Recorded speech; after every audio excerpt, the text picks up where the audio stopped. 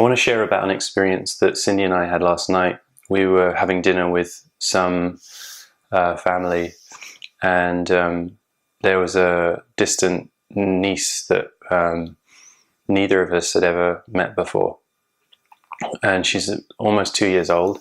And so we were trying to build rapport with her and play with her.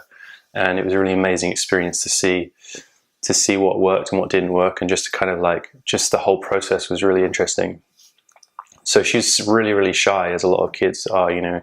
She was like avoiding making eye contact, kind of hiding behind her mum, hiding behind her grandmother, and kind of shying away, you know. So we were both doing this thing where we would be matching what she was doing. So for example, if she was hiding, we would hide, right? So we would hide behind our hands and then show ourselves and hide again.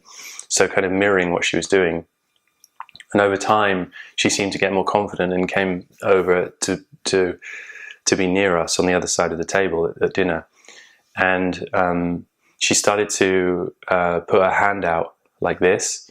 And turns out that she was really used to doing high fives. So we started to do high fives with her, and different variations of high fives, like low fives.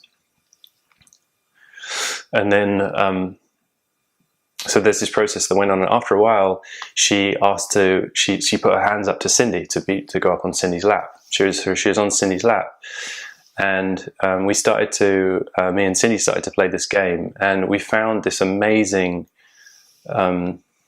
approach to play it was just amazing. So what we were doing was initially we were doing something like tapping the little girl on the nose, like tap her nose and make a noise or something, and the kid doesn't know what to do, right? The kid's like, oh, what am I doing, right? You tap on the nose and you make a noise. It's like, huh, you know.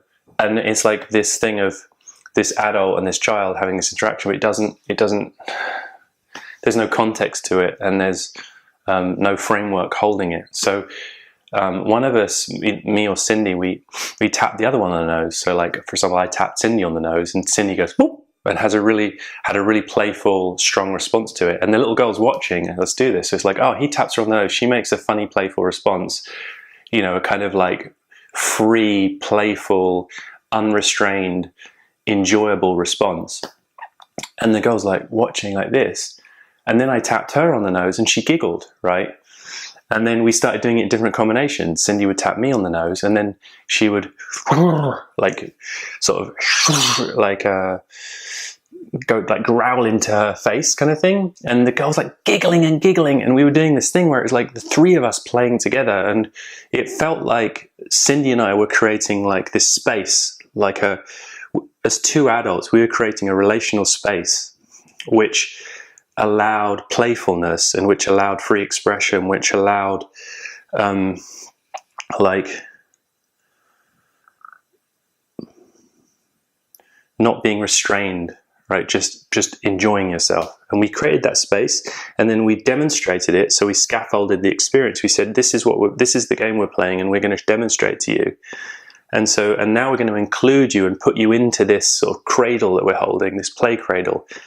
And we're all going to do this together. And we played for a long time, for like 15 minutes, just like tapping each other on the nose, like all of us giggling. Like I was in a state where I was like just continuously giggling.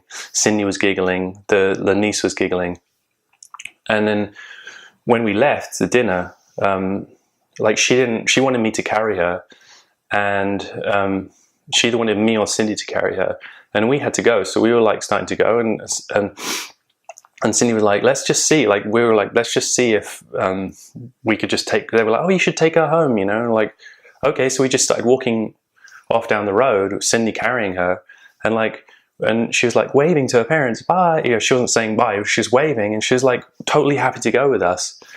And like the amount of rapport we built with her, and the amount of like safe container we built with her in a matter of like, I don't know, half an hour or something. It's just amazing. Or maybe an hour over an hour. And, you know, we gave her back to her parents, and they put her in the car seat, and she was so sad to see us go. And we were sad to see her go. But I like to think that whatever that experience we had in that small period of time, she'll carry with her. And, you know, I'm sure she has all kinds of experiences with her parents and with other people, but the experience she had with us is like one type of seed experience which she will be able to draw on throughout her life. And like, I just really wanted to share this experience because it's amazing